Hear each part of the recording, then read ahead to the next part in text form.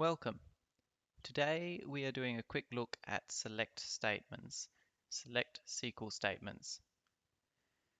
Select statements are used for reading data out of a database.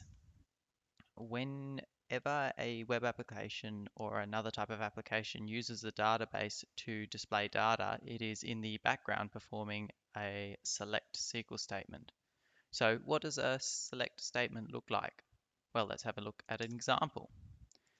So we can type select star from, and now we indicate our table name. So let's select star from item.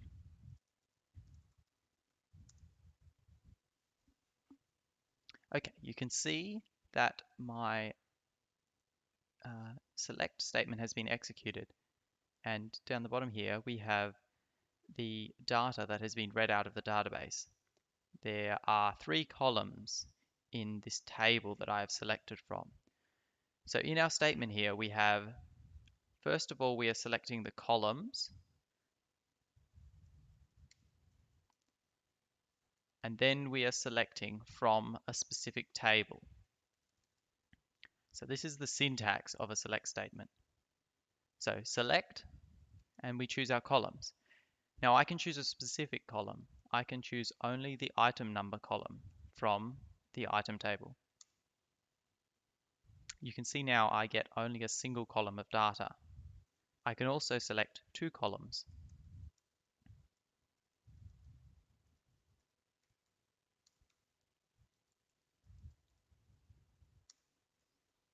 You can see now I have the 2 columns selected out of this item table.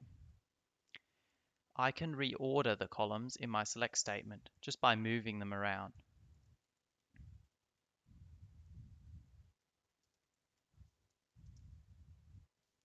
And you can see that now the order of the columns has been reversed.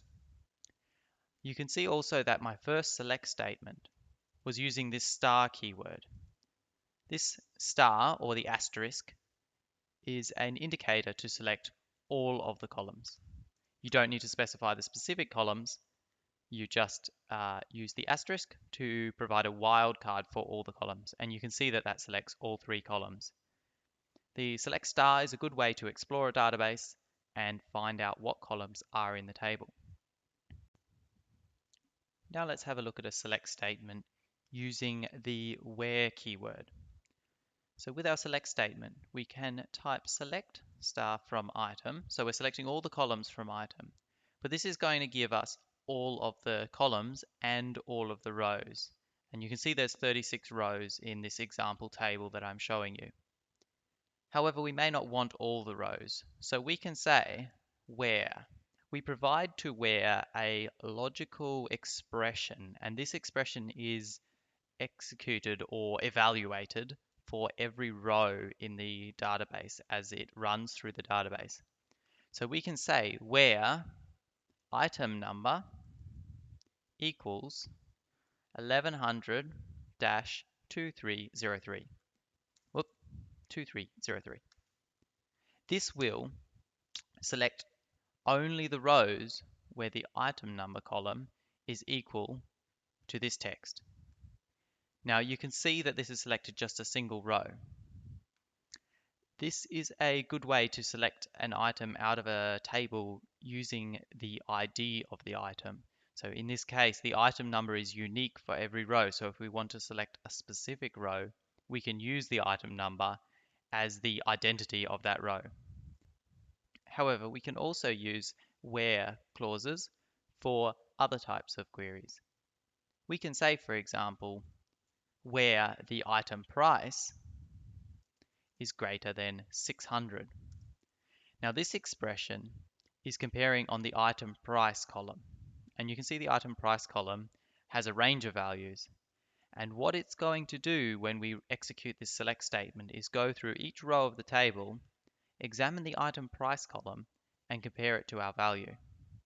And if it is greater than 600, it will return that row in the select statement. But if it's less than or equal to 600, it will not.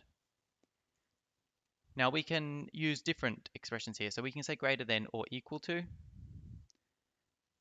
We can obviously use that equal to. We can use less than or equal to. Less than, we have all the normal logical expressions.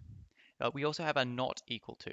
Now, the not equal to in SQL is the less than and the greater than together. And that will return rows where the item price is not 600, but is greater than 600 or less than 600 or null.